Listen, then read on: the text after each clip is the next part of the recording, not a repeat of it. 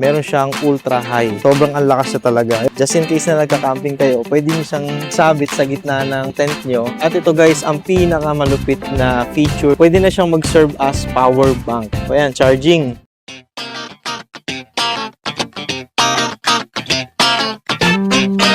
May bago tayong bicycle headlight from Gaseron. This is the Gaseron Showman 1000. Actually guys, this is one of the newest bicycle headlight ni Gaseron. And thank you Gaseron for sending me this. Bago natin unbox guys, pakita muna sa inyo yung mga nakalagay dito sa box. 5 designs in 1. May 5 pwedeng paggamitan itong headlight na to. Sa lahat ng mga bicycle headlight na nagamit ko, ito na yata yung pinakakaiba sa lahat. Then sa box, may sticker ng Gaseron. Dito nyo malalaman kung authentic yung Gaseron na gamit nyo. Tara, unbox natin para makita nyo din kung ano yung itsura nito.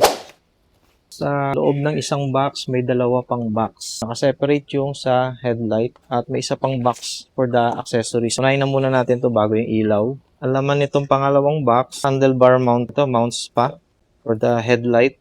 Type-C charging cable. Check natin kung ano to. Meron pa siyang lanyard. Ito guys, ipapakita ko din sa inyo kung ano yung function nito para dito sa ilaw. At may kasama na din siyang tools. Ito yung binabaklas dyan para makabitan mo siya ng ganito. Ayan.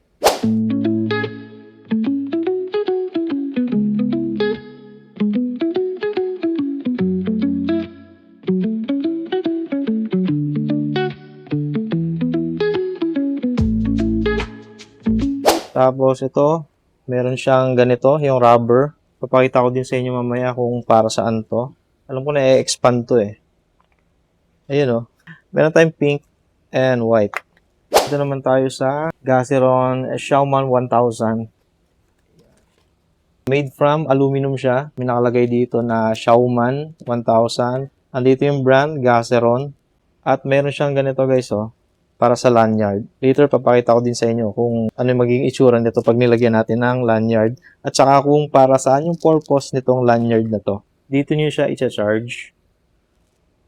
So, yung kable kanina, ito magagamit nito para ma-charge itong ilaw. Tapos, ito din yung highlight ng ilaw na to. Pero hindi ko muna sasabihin. Later na. Papakita ko lang sa inyo. Ayan. May kable siya na Type-C. Medyo meron na kayong naiisip kung para saan to, di ba?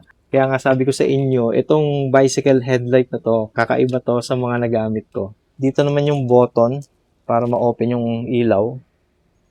Ayan. Na-open na natin siya, oh. At nakikita nyo yung button na yan guys. Itsura siyang pusa.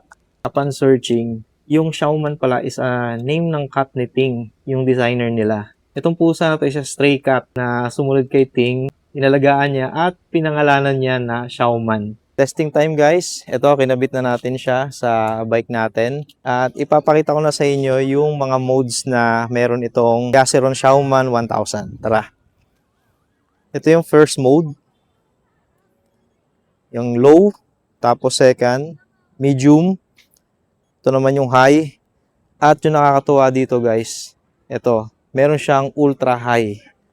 Sobrang ang lakas siya talaga. Ayan o, sobrang ang lakas. Up to 200 meters yung kaya pala nito. Aside dun sa mga pinakita ko ng modes, from low to ultra high, may 2 pang additional na modes itong Gaseron Showman 1000. Ito, pakita ko sa inyo. Press nyo lang na matagal yung on-off button niya. At ayan, ito yung daytime flash. Ito naman yung next. Yan, ito naman yung breathe. Para lang siyang tumitibok-tibok. So, yun yung additional na 2, bukod dun sa mga sinabi ko na modes. Overall, 6 yung available na modes dito sa Showman Gaseron 1000. Naalala nyo ba guys, itong 2 goma na to na mukha siyang cup. Merong white tsaka pink. Para dito yan. Pwede nyo ilagay dito sa dulo ng ilaw. Unahin natin itong pink. Bubuksan nyo lang siya at ilalagay nyo dito sa ibabaw ng ilaw. Buksan nyo lang. At ayan, pwede nyo na siyang gawing desk lamp. May instant ilaw na kayo. Ito namang white. Open nyo lang din. At ikabit nyo lang din sa dulo. Tapos ngayon, dito na papasok itong lanyard. Kabit natin yung lanyard. Ayan. At pwede nyo na siyang isabit kung saan. Just in case na nagka-camping kayo, pwede nyo siyang isabit sa gitna ng tent nyo para mag-serve siya as ilaw nyo. O kaya kahit sa puno, pwede nyo isabit kung nasa labas kayo ng tent. magsisilbi siyang ilaw pag nagka-camping kayo. At ito guys, ang pinakamalupit na feature nito, iangat nyo lang to guys, ito. At may lalabas na Type-C na cable. Pwede na siyang mag-serve as power bank. Yun ang malupit sa ilaw na to. Hindi lang siya ilaw, pwede pa siyang power bank. Try natin ngayon sa phone. Saksak natin. O yan, charging.